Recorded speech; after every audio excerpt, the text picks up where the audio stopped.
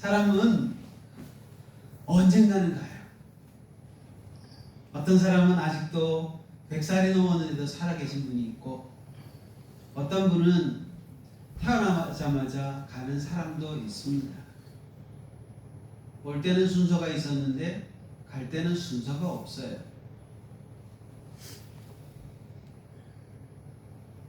저는 솔로몬이라고 하는 왕이 참 부럽기도 하고 예전에는 너무너무 부러웠어요.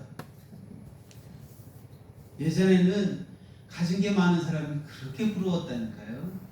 여러분 안 부러우세요? 지금도 부러워요. 왜냐하면 저 주의 일을 열심히 잘할 수 있거든요. 잘 쓸 수 있거든요. 예전에는 쓸 줄 몰라가지고 바보 같은 삶을 살았는데, 그런데 지금은 돈이 있으면 정말 잘 쓸 수 있어요. 저를 위해서 쓰는 것보다요, 생명을 살리는 일이라면 잘 쓸 수 있습니다. 문제는 솔로몬이 이제는 죽을 때가 다 됐더라는 거예요. 솔로몬이 전도서를 쓰거나 잠언서를 쓰거나, 잠언서는 집대성대서 있는 이야기이지만 전도서는 인생의 전반적인 이야기를 우리에게 들려주고 있습니다. 인생은 무엇인가? 철학적인 사고이기도 하지만 문제는 그거 너머에 있는 영적인 세계를 보아야 합니다. 누군가 삶의 터전을 옮기려고 하면 쓰레기가 나와요. 저희 교회를 진짜 몇 년 전에 다 치웠더니 1톤 트럭으로요 18번 버렸어요. 상상 안 되죠? 이 조그만 교회에 무슨 놈의 쓰레기가 18번이나 나가야 될까?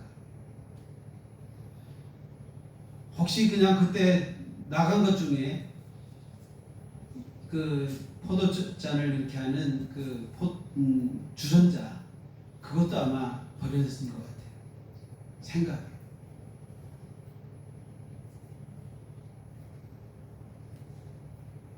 새로운 단장을 하기 위해서도 쓰레기가 발생하고, 인간이 살면서 사는 모든 과정 속에 쓰레기는 모이게 되어 있습니다. 저건 집이에요. 그렇죠? 한 사람이 산 집이에요. 한 가정이 산 집이에요. 대대손손 살아온 집이라고요. 쓰레기를 저렇게 치우고 이사를 가려고 저렇게 대충은 치워줘야 돼요. 이사 오는 사람 때문에. 집이 이렇게 됐어요. 얼마나 지저분한지 너무 창피해요. 우리 교회가 이랬단 말이에요. 저는 교회를 여러 군데 지었습니다. 짓고 보니까요, 또 떠나올 때도요, 여기는 18번 버렸지만 어느 곳에서는 버리는 것은 그보다 더 많이 버렸습니다.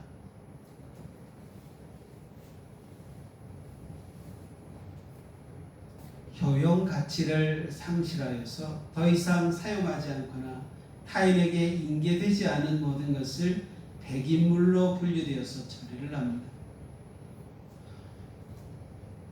인생의 여정을 마친 후에는 새로운 세계, 천국 아니면 지옥으로 나아가게 될 것입니다.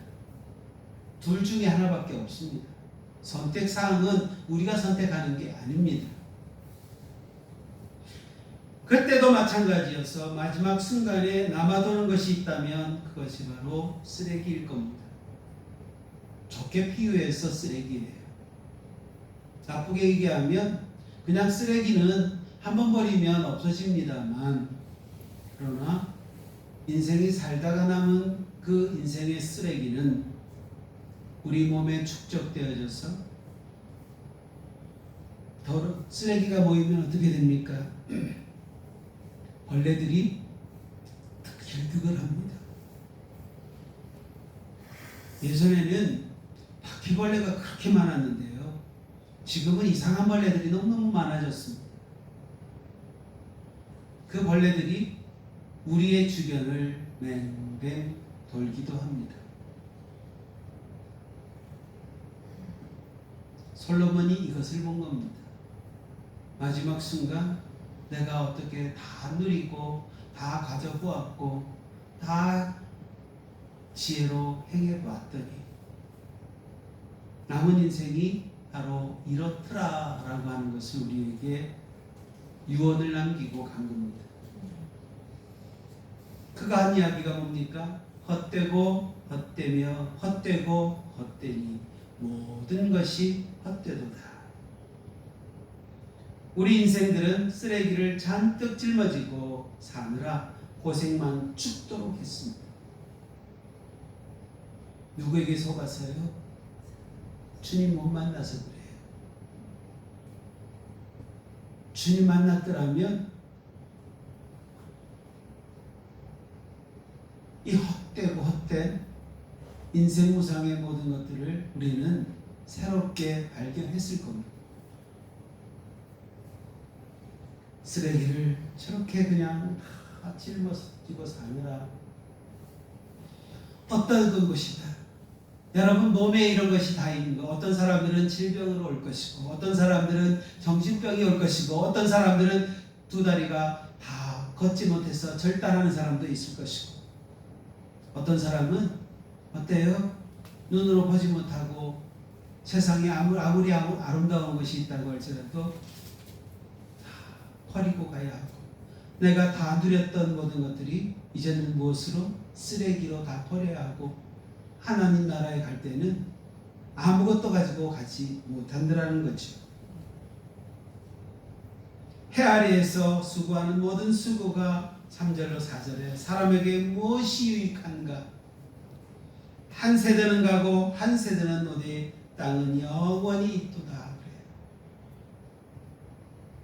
그래요. 그 땅이 무슨 땅일까요?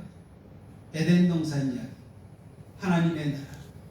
그 땅은 영원하지만 이 지금 우리가 땅에 사는 이 세상은 자연재해로 다 무너질 수도 있는 땅입니다. 언젠가 수고한 인생은 사라지고 땅에서 살다가 떠난 그의 흔적만 남게 될 것이에요. 무슨 흔적이에요? 죄의 흔적이에요. 쓰레기만 남더라는 거예요. 쓰레기만.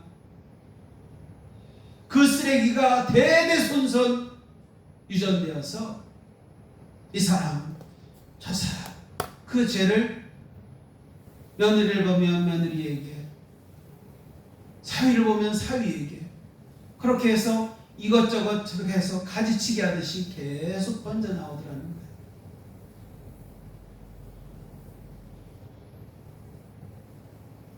(13절로 14절에) 마음을 다하며 지혜를 써서 하늘나라 아래에서 행하는 모든 일을 연구하며 살핀즉 이는 괴로운 것이니 하나님이 인생들에게 주사 수고하게 하신 것이라. 내가 해 아래에서 행하는 모든 것을 보았는데 보라 모두 다 헛되어 바람을 잡으려는 것이로다. 하나님께서 인생들에게 수고로이 살게 하신 이유가 무엇일까요? 세상에서 행해지는 모든 것이 헛되어 바람을 잡는 것 같은데 말입니다. 하나님은 왜 세대를 자꾸 고치면서도 자꾸 사람이 바뀌는데도 불구하고 왜 해 아래에서 같은 것을 계속 반복해서 새 것이 없다고 했잖아요.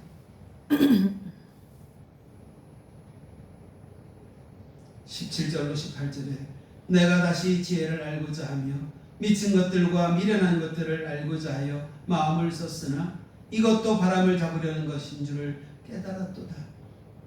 지혜가 많으면 번뇌도 많으니 지식을 더하는 자는 근심을 더한다. 이것은 어쩌면 인생의 지혜를 깨닫게 하신 하나님이 고안된 하나님의 섭리이지 않을까, 저는 그렇게 생각합니다. 하나님을 아는 지혜와 하나님께 나아가는 방법에 대해서 생각하며 살아가도록 하기 위해 그분의 섭리, 계획, 그분의 모든 그 작정하심이 아닐까, 그렇게 하나님 우리 인생에게 막연하게 살다가 막연하게 지구로 끌려가지 않도록 깊이 생각하며 삶을 영위하라고 지혜를 주신 겁니다. 그래서 지혜가 하나님이 우리에게 부여하신 생명의 기회입니다.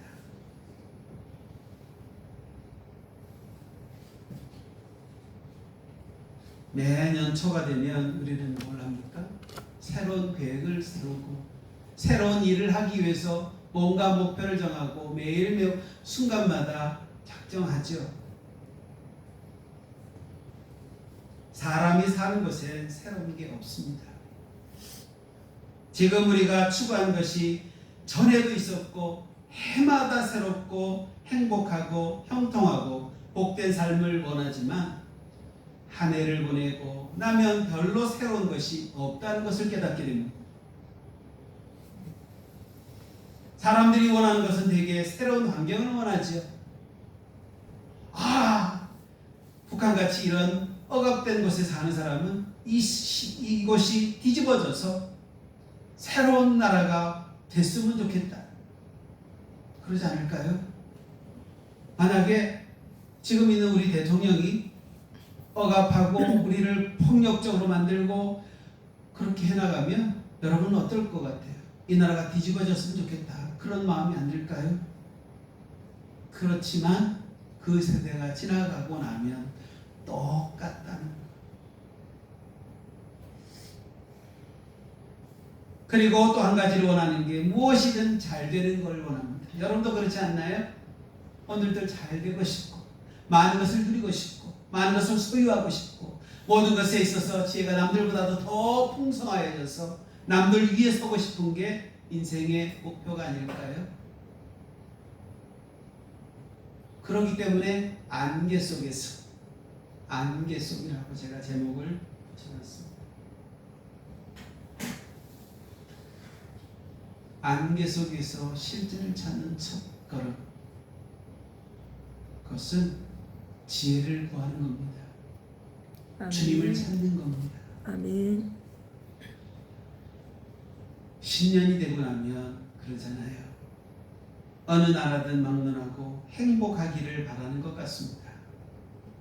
좋은 환경과 편하고 성공적인 삶을 원하는 것은 아마도 인류가 세상에 살면서 염원하는 공통 분모가 아닐까요? 한 해의 시작을 알리는 새해를 바라보면서 사람들의 행복과 성공적인 삶을 염원하고 기도하고 또 바라면서 뭔가를 위해서 교회에 오면 아니면 절에 가면 아니면 그 다른 종교를 위해서도 똑같이 염원하고 기도를 합니다.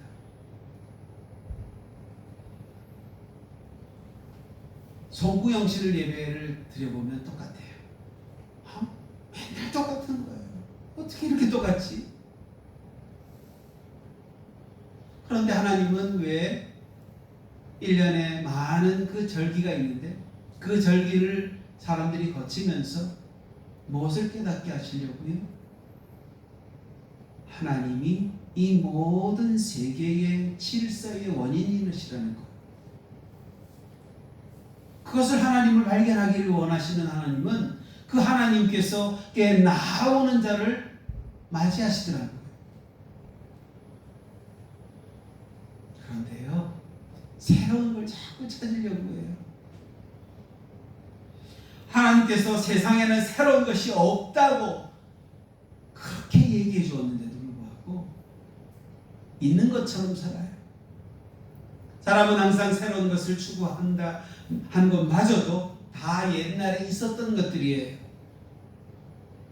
문명이 발달되면서 우리가 쓰는 기구가 발전되었을 뿐이지. 그런데 기구가 발전하면서 AI가 우리를 자꾸 지배하는 것 같은 것은 무엇 때문일까요? 여러분, 핸드폰이라고 하는 거예요. 핸드폰이 나오면서요, 핸드폰 예전에 있던 그 안에 담겨져 있던 전화번호를 여러분이 몇 개나 외우고 계신가요? 옛날에 전화번호 이런 거 없었을 때 번호 외웠던 것은 다 외우고 써요. 그런데 그 이후에 입력된 전화번호는요, 핸드폰 잃어버리고 나면 하나도 몰라요. 바보가 됐어요. 또 또 뭡니까? 내비게이션요. 예전에는요, 길을 다 그냥 환경을 보고 다 기억을 하면서 갔는데요. 아니요. 지금은 내비게이션 없으면 이제 집도 못 찾아가요.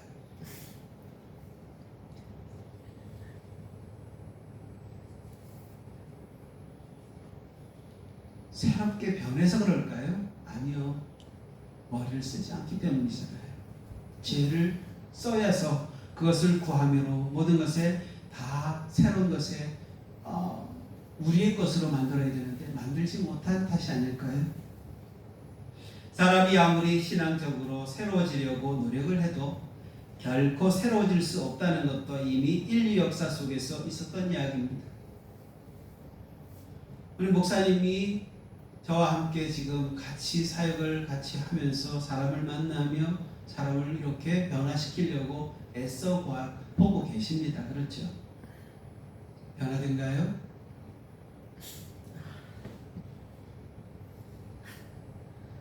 더더럽힙니다. 다시 돌아가요. 돌아가서는 어떻게 합니까? 더 악해져요. 더 악해져서 나도 경험해봤거든 합니다. 아니요. 진실로 주님을 만나지 않았고 십자가를 지지 않았고 십자가를 지라고 하신 주님의 그 명령 나를 따라오려거든 자기를 부인하고 자기 십자가를 지고 나를 따라올지니라 했어요. 이게 인생에게 주어진 지혜입니다. 최고의 지혜예요. 이것을 따르면 요한복음 14장 6절에 있는 말씀 그 말씀으로 길이 갑니다. 길과 진리와 생명이라고 하는 그게 누구냐? 나다 그래 나다. 주님이 그래요. 그게 나다.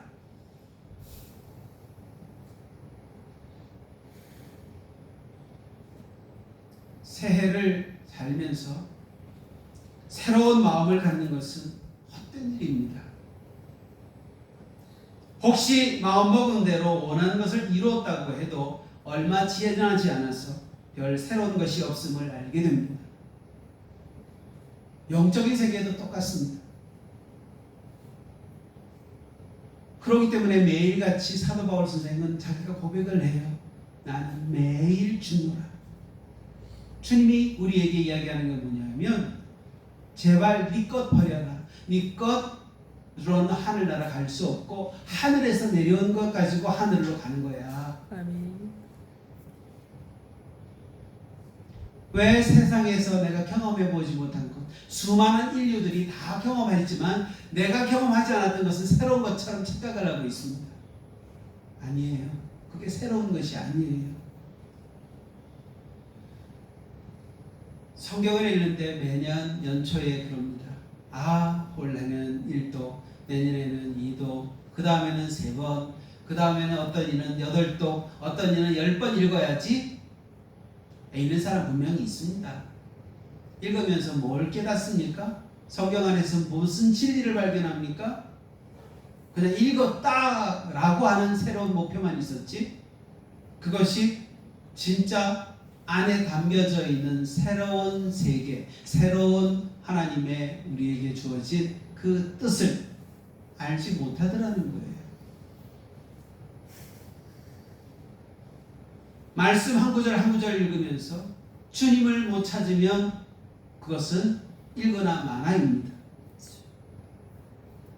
주님의 주시는 그 생명철을 우리는 그 우물을 파서 깊이 파고 옆으로 넓혀가면서 아주 그것을 찾아내는 게 에베소에서 말씀하고 있는 거예요.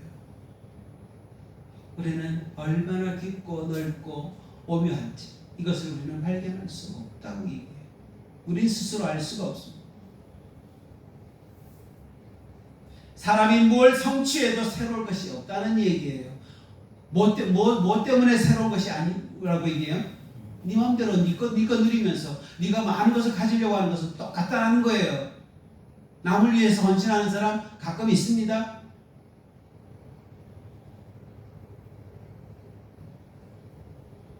후에는 다 쓸데없고 무익한 일임을 전도서 2장 11절에는 알 거라고 얘기합니다. 어떤 사람들은 성경 읽기 목표를 세우고 어떤 사람들은 기도하는 삶, 어떤 사람은 전도나 선교의 목표를 세우지요. 기도의 대상, 기도의 내용, 전도의 내용, 선교의 내용은 뭡니까? 주님이어야죠. 한 사람 데려오면 뭐합니까? 그 영혼을 살려야 되는데 살리지 못하는데. 기도는 뭐 때문에 하나요? 기도는 내 것을 죽이는 데 있는데, 주님이 하신 그 기도는 겟세마네 동산에서도 아니면 산상에서 했던 그 기도 내용이 뭡니까? 내 뜻대로 마옵시고 아버지의 뜻대로 하옵소서였어요.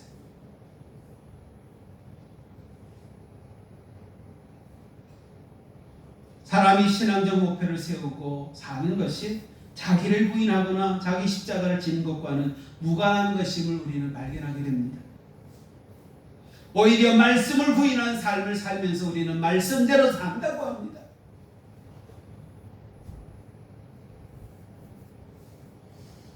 하나님이 사람들에게 요구하는 것은 항상 같았습니다. 마태복음 16장 24절에 있는 말씀이에요. 자기를 부인하고 자기 십자가를 지고 나를 따라오라, 이거였어요. 이거 외에는 우리에게 요구하는 게 없어요.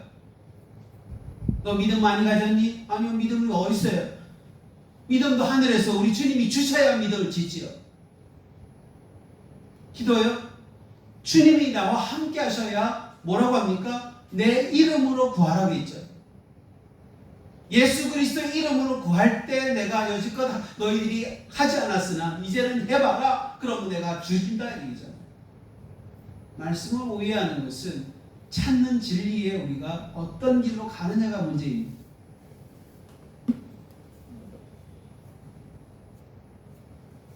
사람은 언제든지 자기 스스로 하나님을 더 잘 알기를 위해서 신앙적 목표를 세우잖아요.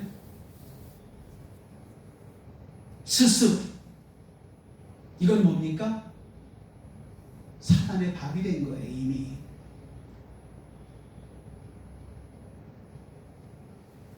신앙적 목표를 세우지 말고요, 말씀에 순종하는 삶을 살면 됩니다. 아멘. 주어진 대로 살면 됩니다. 그 길이 내게 가장 현명한 길입니다. 이게 지혜라고 얘기해요. 다른 길은 헛되니 모든 것이 헛되다고 얘기를 하시잖아요. 누가? 솔로몬 왕이 얘기를 하는 겁니다.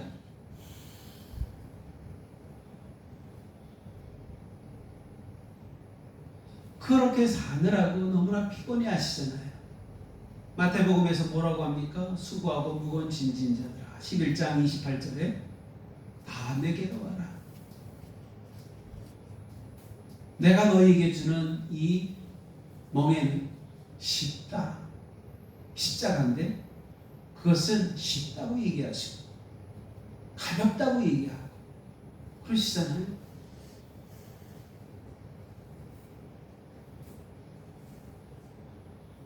사람은 참 복음을 듣기 전까지는 결코 스스로 새로운 삶을 살 수 없습니다.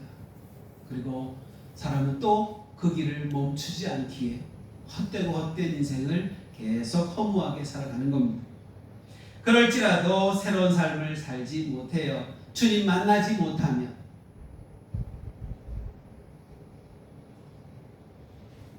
그게 누구였습니까? 유대인들이 그랬잖아요. 유대인들이 주님이 오셨건만 그들은 주님을 오실 것을 알지만 그들은 거부했어요. 모셔드리지 않았어요. 이게 비유적으로 영적인 세계에 대한 진리입니다. 사람은 타고난 자기 생명에서 벗어나기 전에는 결코 새로운 것을 경험하지 못합니다. 한 영혼이 왔다가 나는 집으로 가서 그냥 성경 읽고 거기서 깨달을래? 여러분 깨달으실까요? 더 악한 것이 그 안에 들어가서 오만해지고 교만해지고 에이 가봤더니 별거 아니야 소문만 낼 거예요. 기도하면서 딱 보니까 아 사단의 밥이 더 됐네. 교만이 쌓였네. 질투가 아주 그냥 하늘 끝까지 솟았네. 왜? 같이 온 사람들이 한 사람은 얼굴이 더 환해졌고 한 번만에 그냥 변하는 모습을 보니까 질투가 아주 그냥 하늘 끝까지 치솟는 거예요.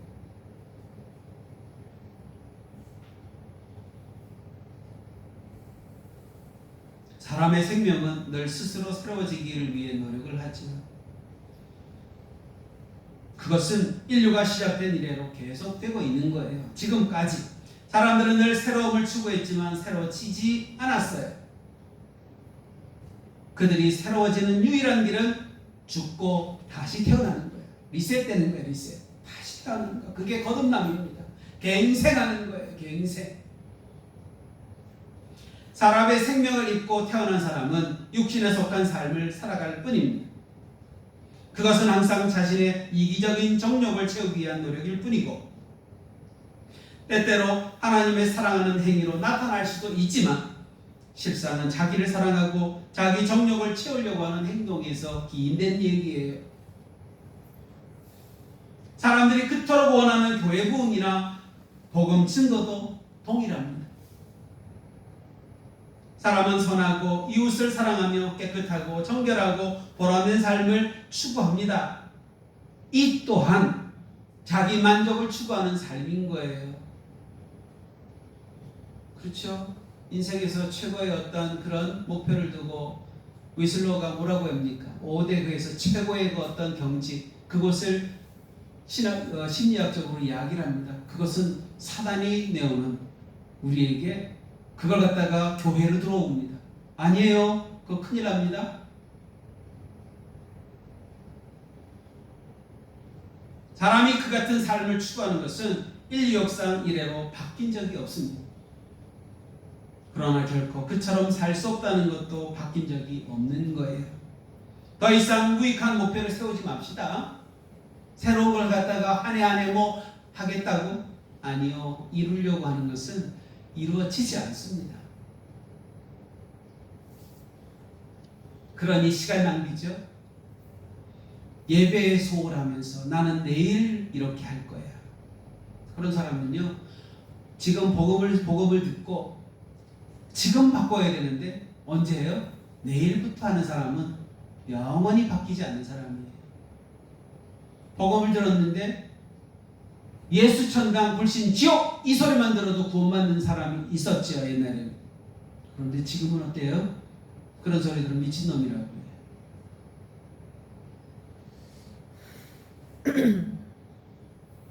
믿음은 변하지 않았는데, 그런데 그 내용을 바라보는 사람의 심령이 쓰레기로 가득 찼기 때문에 쓰레기를 보니 뭐가 보이겠습니까? 이런 인생밖에 더 되겠습니까? 쓰레기 인생을 사는 거예요. 맨날 그냥 내 안에다가 저런 쓰레기를 가득 채워놓고 저희가 사역을 하면서 질병에 아니면 영적인 어떤 것을 쓰레기들을 다 치워내줘도 저 안에 진짜 기거해야 될 호주가 없는데, 주인이 없는데 다시 그냥 자기가 주인이냐 또 들어오잖아요. 더 나쁜 것들이 그래서 더 가득 채워지는 거예요.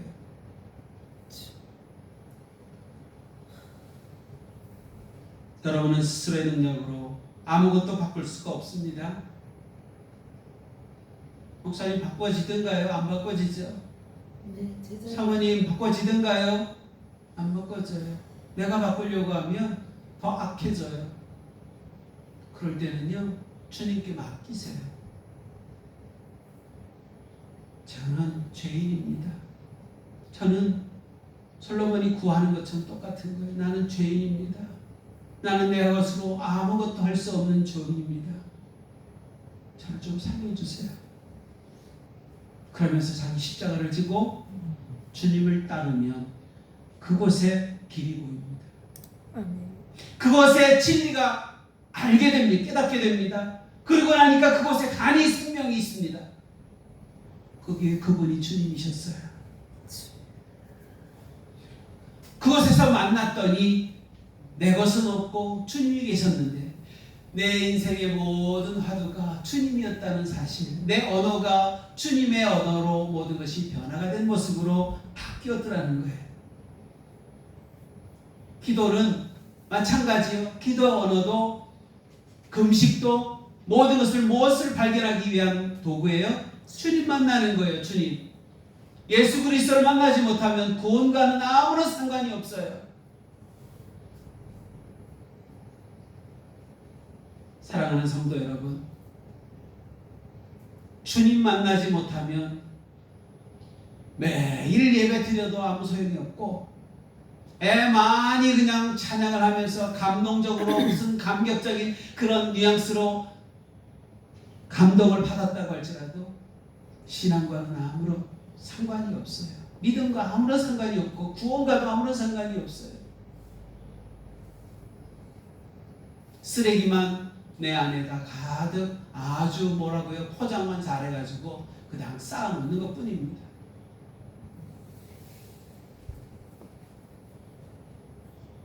다 살고 나면 뭐 할까요? 후회스러워요. 갈등하게 돼요. 우리가 살면서 뭘 합니까? 아귀다툼하며 네가 잘났네, 내가 잘났네 싸웠던 그 기억이 후회가 남을 거예요. 조금만 더 참을걸, 이때는 이 말을 하지 말걸, 껄껄하다가 나중에는 어떻게 합니까? 지옥에서 껄껄하고 있을지도 모릅니다. 저는 설교를 하건 뭘 하건 간에 누구를 만나건 간에 마지막 만남이라고 생각을 하고 또 만나면 또 반가운 거, 그 기분으로 만나는데 상대방은 아닌 것 같아요. 한 번 만났던 것이 그냥 그게 무슨 큰 뭔가 좋은 것을 만났던 그런 것처럼 여긴다면 그 이후에도 그 똑같은 만남으로 또 계속 지속이 되면 좋은데 그게 아니고 내가 너를 알아. 이럴 땐 이런 말씀을 해서 이런 실수도 하더라. 이러면 더 이상 나아가는 관계는 끊어집니다. 더 좋은 차, 더 넓은 집, 더 많은 정보, 여러분의 영혼을 채울 수는 없습니다. 아무리 여러분에게 가득 채워나가야 논문 하나 쓰지 못하고 책 하나 만들어내지 못하는 거예요. 많은 걸 가지고 있어봐야 아무 소용이 없어요. 저는 요즘 빼기 하고 있습니다. 가졌던 걸 모르고 다 빼고 있습니다. 크게 모았던 것을 갖다 다 버리고 있어요. 그래서 다 핵심 요소만 모아가지고 하나의 나중에는 책을 만들 기회가 된다면 책을 만들 거예요. 설교를 했는데 그 내용들을 다 짜집기 하듯이 다 모아서 보니까요. 그 말이 그 말이고 이놈이 이놈이고 이놈이 이놈 똑같은 말을 똑같이 하고 있더라고요. 이게 꼭 다른 것처럼 여기는 거예요. 아니에요. 다른 거 없어요. 주님은 내가 죄를 짓고 난 이후에 다시 구원하기 위해서 이 쓰레기를 치우시고 우리에게 새로운 그 영혼을 집어넣어서 말씀으로 새롭게 만들어줘서 그것이 바로 주님이라면 주님이 나에게 새로운 모든 것들을 채워주시면 우리는 깨끗한 새로운 피조물이 되어지는 겁니다. 아멘. 그럴 때 내 욕심은 나중에는 옥합이 깨듯이 그 안에 깨지고 그리고 안에 있는 그 안에 이 옥합이 더 환하게 비춰지는 것은 바로 주님이 내 안에 있던 그 주님으로 내 안에 있던 육신의 모든 것을 끊어내고 그 안에 있던 그 부분이 빛으로 소금으로 드러나게 하는 삶이 우리의 삶인 거예요. 이렇게 되니까 전부 똑같죠? 길은 하나죠? 주님 만나시면 됩니다. 아멘. 주님이 생명입니다. 아멘. 주님을 통하여서 만나는 이 인생의 모든 쓰레기들을 버리십시오. 아멘. 만나세요. 모든 인생의 모든 쓰레기를 버리시고 잔뜩 찌려고 애쓰지 마시고 이제는 수고하고 무거운 짐진 자들아 다 내게로 오라. 그 음성을 들으시고 그 앞에 부복하십시오. 이게 솔로몬이 깨달은 모든 삶의 모든 결론입니다. 주님과 동행하는 저와 여러분, 언제 죽을지 모르고 내일 갈지 오늘 있다가 예배 드리고 가다가 어떻게 될지 우리는 몰라요. 저는 이런 설교를 준비하다가 갑자기 이런 생각을 해봤어요. 누가 죽는 거예요? 몇 사람이나 죽는 거예요? 아버지 살려주세요. 아버지 저 사람 살려주세요. 제가 그 하는 모습을 봤어요. 저 사람 살려주세요. 저 사람 살려주세요.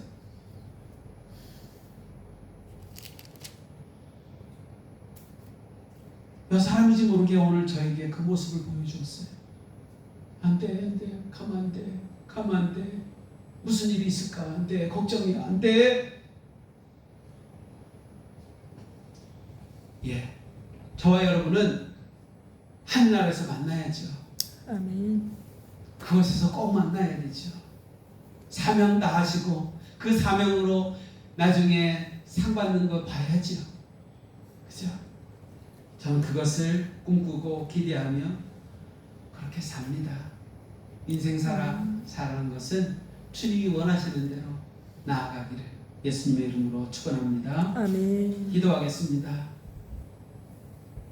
사람의 생명을 입고 태어난 사람은 육신에 속한 삶을 살 수밖에 없다고 하지만 주님이 내게 오셔서 주님이 십자가를 지심으로 나의 모든 것을 다 가져가실 때 나를 부인하고 날 자기 십자가를 지고 주님을 따라오라고 하는 그 주님의 음성을 듣고 십자가를 지는 삶을 살려고 그렇게 애씁니다. 주님 도와주옵소서. 우리는 할 수가 없습니다.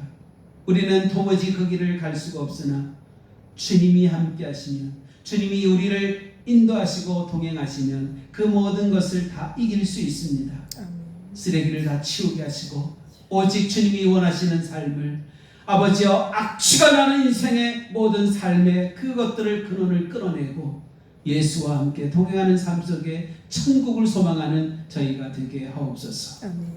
이렇게 될 때 내 입술의 언어는 달라질 것이고 내 모습은 사람들에게 빛이 날 것이고 아버지여 주님의 빛이 우리 안에 들어오므로 하나님의 그 귀한 모든 놀라운 은혜가 아버지 주님이 원하시고 기뻐하는 삶으로 변모될 줄 믿고 오늘도 이 소망 안고 기도하오니 들어응답해 주실 줄 믿사옵고 아멘. 예수님의 이름으로 기도 올리옵나이다. 아멘. 아멘.